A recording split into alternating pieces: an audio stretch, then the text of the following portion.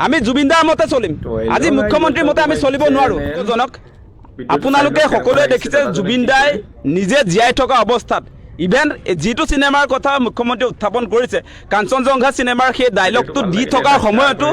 জুবিনদাই নিজে কৈছিলে এটো কেৱল ডায়লগ নহয় মোৰ কোনো জাতি নাই মোৰ কোনো ধৰ্ম নাই এটো ডায়লগ বুলি নাভাবিব এটো ৰিয়েলিটি হয় সেই কথা জুবিনদাই বিশ্লেষণ কৰিছে এতিয়া মুখ্যমন্ত্ৰীয়ে এটো সিনেমাৰ ডায়লগ বুলি ক'লে জুবিনদাৰ ষ্টেটমেন্টটো সলনি হৈ নাযায় নহয় জুবিনদাই আমাক কলেজত গৈ আপোনাৰ সেই ল'ৰা ছোৱালীবিলাকক প্ৰচাৰ কৰিবলৈ যাওঁতে সিনেমাৰ প্ৰচাৰ কৰিবলৈ যাওঁতে সেই কথা কৈছিলে যে এটো ৰিয়েলিটি হয়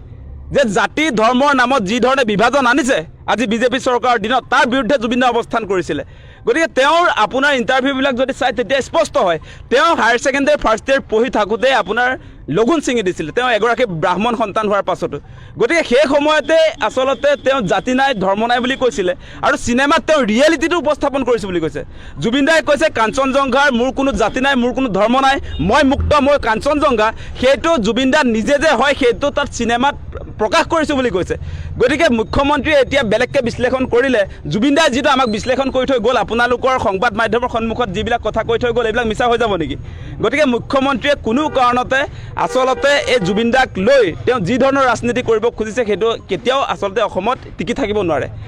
বিশেষকৈ জুবিনদাৰ ক্ষেত্ৰত যিগৰাকী ব্যক্তিয়ে জীৱন্ত কালতে বৰ অসমৰ সপোন দেখিছিলে সকলো মানুহৰ একতা বিচাৰিছিলে তেওঁ জাত পাতৰ মাজত বিভাজনটো নিবিচাৰিছিলে আমি সকলোৱে একলগ বুলি কৈছিলে একতাৰ কথাই কৈছিলে তেওঁ গোটেই জীৱন জুৰি গতিকে সেই মানুহজনৰ যিটো আদৰ্শ যি মানুহজনৰ সপোন সেইটো ধ্বংস কৰিবলৈ হিমন্ত বিশ্ব শৰ্মা ওলালে সেইটো কোনোবাই বিশ্বাস কৰিব নেকি নহ'ব সেই কথা স্পষ্ট আমি জুবিনদাৰ মতে চলিম আজি মুখ্যমন্ত্ৰীৰ মতে আমি চলিব নোৱাৰো তেওঁ বিভিন্ন সময়ত জুবিনদাৰ যিটো সত্তা যিটো আদৰ্শ সেইটো নমাবলৈ চেষ্টা কৰিছে তল পেলাবলৈ চেষ্টা কৰিছে গতিকে জাতি ধৰ্মৰ ঊৰ্ধত থকা এগৰাকী ব্যক্তি এগৰাকী মহান ব্যক্তিক তেওঁ তললৈ নমাবৰ কাৰণে যি ধৰণে চেষ্টা কৰিছে সেইটো কোনো কাৰণতে গ্ৰহণীয় নহয় সেই কথাটো স্পষ্ট